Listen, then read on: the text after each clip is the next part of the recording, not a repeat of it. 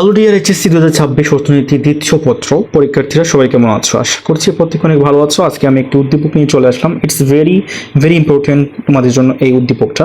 দেখো এখানে মাসুদ সাহেব বাজার থেকে ফিরে বিরক্তির সুরে তার সহকর্মীকে বলতে লাগলেন, আর বলবেন না ভাই, গত বছর সবজি ও মাছ প্রতি কেজি 10 ও 200 টাকায় কিনেছে। মানে উনি বলতে চাইছেন যে গত বছর মানে আগের বছর তিনি কি কিনেছেন, সবজি কিনেছেন 10 টাকা দিয়ে এবং মাছ কিনেছেন 200 টাকা দিয়ে। এবার তা আর সম্ভব হচ্ছে না।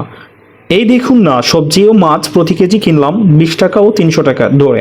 ঠিক আছে, তার মানে কি আগের বছর তিনি সবজি কিনেছেন 10 টাকা দিয়ে, এবছর 20 টাকা দিয়ে কিনেছেন। আগের বছর মাছ কিনেছিলেন 200 টাকা দিয়ে, এখন কিনছেন এই বছর 300 টাকা দিয়ে। তার মানে কি দুইটার দাম বৃদ্ধি পেয়েছে, কিন্তু আমাদের পরিমাণটা কিন্তু সেম, একই রকম ছিল। ঠিক আছে, তো এখানে কোয়েশ্চেন বলেছে যে উদ্দীপকের আলোকে সবজি ও মাছের দামের ভিত্তিতে বর্তমান বছরের ভোক্তার দাম সূচক নির্ণয় করে দেখাও। তার মানে কি উদ্দীপকের আলোকে সবজি ও মাছের দামের ভিত্তিতে, মানে দামের ভিত্তিতে যে দামটা এখানে বলা হয়েছে, এই যে দুইটা দাম, এই দুইটা দামের ভিত্তিতে আমরা দাম সূচক তৈরি করব বর্তমান বছরের, এখনকার বর্তমান বছরের দাম সূচক তৈরি করব আমরা বা নির্ণয় করে দেখাবো। তো চলো আমরা এই কোয়েশ্চেনের অ্যান্সারটা করে ফেলি। ঠিক আছে, এই কোয়েশ্চেনের অ্যান্সারটা করার জন্য আমাদেরকে LSPRC এর যে দাম সূচক যে সূত্র আছে সেটা আমাদেরকে ভালো করে জানতে হবে। আমি কিন্তু লাস্ট ক্লাসে তোমাদেরকে বুঝিয়েছিলাম LSPRC এর দাম সূচক সূত্র, দাম সূচক নির্ণয়ের সূত্রটা কিরকম হতে পারে এটা এক্সপ্লেন করেছিলাম। আজকে আমরা ওইটা অ্যাপ্লাই করব। তো চলো আমরা একটু অ্যান্সারটা দেখে ফেলি। এখানে আমরা অ্যান্সার এইরকম লিখবো, এভাবে একটা সূচি তৈরি করব যে উদ্দীপকের আলোকে নিম্নোক্ত তালিকাটি তৈরি করা যায়। তো এটা হচ্ছে আমাদের ভিত্তি বছর। আমরা এখানে কলামগুলো কি দিব, একটি হচ্ছে দ্রব্য, এগুলো হচ্ছে সারি, দ্রব্য একটি সারি, সবজি মাছ মোট ব্যয়। ঠিক আছে, তার মানে কি আমার সবজি মাছ এটা হচ্ছে আমাদের মেইন বিষয়, টপিকগুলো এইগুলো নিয়ে কাজ করতে হবে। আর হচ্ছে মোট ব্যয়, ঠিক এইভাবে কিন্তু করবা। এখানে সবজি এবং মাছের কথা বলছে, যদি অন্য কোনো মানে উৎপাদন বা অন্য কোনো প্রোডাক্টের কথা বলতো বা পণ্যের কথা বলতো, দ্রব্যের কথা বলতো, মাছ সবজি আলু এরকম টাইপের, বা হচ্ছে গিয়ে চাউল বলতো, তাহলে কিন্তু আমরা ওইটা চাউলের জন্য আরেকটা মানে সারি দিতাম। যেহেতু এখানে সবজি ও মাছ বলছে সেজন্য দুইটা সারি দিয়েছে। দ্রব্য, এখানে দ্রব্যের নামগুলো হবে।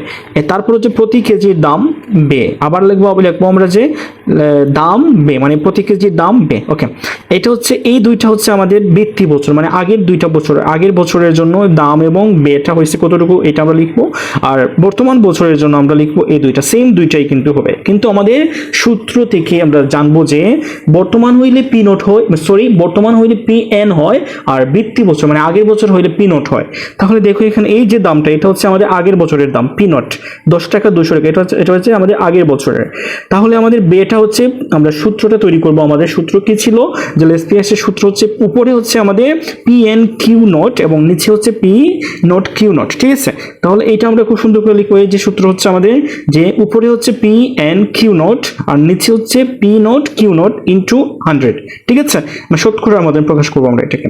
তাহলে আমরা এই সূত্রের জন্য আমরা তৈরি করবো এখানে এইরকম একটা, যে প্রথমে আমরা মানে নিচেরটা পি নট কিউ নট, এটা বৃত্তি বছরটা, এটা হচ্ছে বৃত্তি বছর, এটা হচ্ছে বৃত্তি বছর। আর যখন এন চলে আসবে তখন ওইটা হয়ে যাবে যে চলতি বছর, এই যে এটা চলতি বছর। আর কিউ নট কিন্তু পরিমাণটা আমরা আগেও ছিল এখনো সেম পরিমাণ, এই জন্য এটা কিউ এনও হয় নাই। যদি দুইটা পরিমাণ থাকতো, যে 1 কেজি 2 কেজি এরকম হইতো, তাহলে আমরা এখানে দিতাম যে কিউ নট, কিউ এন দিতাম। তাহলে আমরা এখানে কিউ নোট দিয়েছি, যেহেতু বৃত্তি বছর এবং চলতি বছরের পরিমাণটা সেম, কিন্তু দামটা চেঞ্জ হয়েছে, এখানে দাম সূচক বলছে। তাহলে আমরা এখানে বর্তমান বছরের জন্য সেম কিভাবে আমরা দাম লিখবো, দামটা কিন্তু এখানে পি এন হবে, কারণ আগে ছিল পি নোট, এখন হচ্ছে কি বর্তমান বছরের জন্য পি এন এর দামটা আমরা বর্তমান বছরের দামের জন্য পি এন সূত্র হবে এখানে, বা সংকেত হবে। আর বেটা কিন্তু আগে ছিল পি নোট কিউ নোট, এখন হবে পি এন কিউ নোট, মানে পরিমাণটা সেম আগের মতো, কিন্তু দামটা বর্তমান বছরের জন্য পি এন হয়েছে। আর আগেরটা হচ্ছে পি নোট ছিল বৃত্তি বছরের জন্য।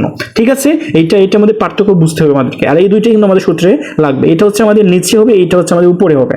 তাহলে আমরা এখানে আমরা বসাবো যে বৃত্তি বছরের দাম ছিল আমাদের সবজির দাম 10 টাকা, মাছের দাম 200 টাকা। তাহলে আমরা ব্যয় হয়েছে আমাদের কত ব্যয় হয়েছে, যে এটা আমরা সূত্র 10 টাকা 200 টাকা, এটা ব্যয় সেম হয়েছে, এই জন্য আমরা যোগফল করবো। এটাকে যোগফল কত হয়েছে, ব্যয় 10 আর 200 যোগ করলে হচ্ছে 210। তাহলে আমাদের সামেশন মানে যোগফল, তাহলে আমাদের সামেশন হচ্ছে গিয়ে পি নোট কিউ নোটের মান হচ্ছে 210। এটা হচ্ছে বৃত্তি বছর মানে আগের বছরে। আর বর্তমান বছর সেম একই রকম, আমরা সবজির দাম বর্তমানে বেড়ে 10-20 টাকা হয়েছে, মাছের দাম বেড়ে 300 টাকা হয়েছে, এই জন্য আমরা এখানে আমাদের ব্যয় হচ্ছে 220 এবং 300, এটা যোগ করলে আমাদের হচ্ছে summation P N Q not হচ্ছে 320 টাকা। ঠিক আছে, তাহলে আমরা দুইটা পেয়ে গেলাম, এটা হচ্ছে আমাদের বৃত্তি বছরের, এটা হচ্ছে আমাদের চলতি বছরের, মানে হচ্ছে বর্তমান বছরের, এটা হচ্ছে আমাদের ব্যয়। তো আমরা সূত্র অ্যাপ্লাই করবো, এখানে সূত্রটা এখানে লিখলাম, এইভাবে লিখবো, লিখে আমরা জাস্ট মানগুলো বসিয়ে দিব। মানগুলোকে বসিয়েছি, দেখো এখানে যে উপরে হচ্ছে আমাদের এই যে বর্তমান বছরের আমরা আমাদের যে হিসাবটা ব্যয় হয়েছে 320 টাকা, আর আগের বছরে ছিল 210, আর ইন্টু হচ্ছে 100। এখন আমরা কাটাকাটি করবো, কাটাকাটি কি আমরা শূন্য দিয়ে শূন্যকে কাটবো, তারপর হচ্ছে এটা আমরা এখানে গুণ করে তুলে ভাগ করলে আমাদের এইটা হচ্ছে 152 পয়েন্ট সামথিং না। আচ্ছা ওকে, তাহলে এটা হচ্ছে আমাদের হয়েছে, এটা কিন্তু আমাদের হয়েছে, ঠিক আছে, ক্যালকুলেশন করার পর। তারপর হচ্ছে আমরা মানটা বের করবো এইভাবে, কিন্তু দেখো যে সুতরাং দাম স্তর বৃদ্ধি পেয়েছে কতটুকু, এটা আমাদেরকে মানে বলছে যে আমাদেরকে বের করতে বলছে যে দাম স্তর মানে বর্তমানে দাম স্তর কতটুকু বৃদ্ধি পেয়েছে, ঠিক আছে। দাম স্তর বৃদ্ধি পেয়েছে 152.38 থেকে আমরা 100কে যদি বিয়োগ করে ফেলি, তাহলে আমাদের মানটা পার্সেন্টেজে বেরিয়ে আসবে, যে গেছে মুদ্রাস্ফীতি, বা মানে মুদ্রাস্ফীতি মানে আমরা বুঝি, আমি আগামী ক্লাসে মুদ্রাস্ফীতি নিয়ে তোমাদের ক্লাস নিয়ে নিব যে মুদ্রাস্ফীতির কনসেপ্টটা কিরকম হতে পারে। তো এটা হচ্ছে 52.38%, এটা বৃদ্ধি পেয়েছে, মুদ্রাস্ফীতিটা এতটুকু বৃদ্ধি পেয়েছে আগের থেকে। তো এটা হচ্ছে আমাদের মানে দাম সূচক নির্ণয় করার সূত্র, এবং সূচি তৈরি করে এভাবে দাম সূচক নির্ণয় করতে হয় উদ্দীপক যদি এরকম দেয়া থাকে। তাহলে আমরা এটা নোট করে ফেলবো আর বারবার ভিডিও দেখবো, যাতে মানে কোয়েশ্চেন সলভ করতে পারি এবং কনফিউশন দূর হয়।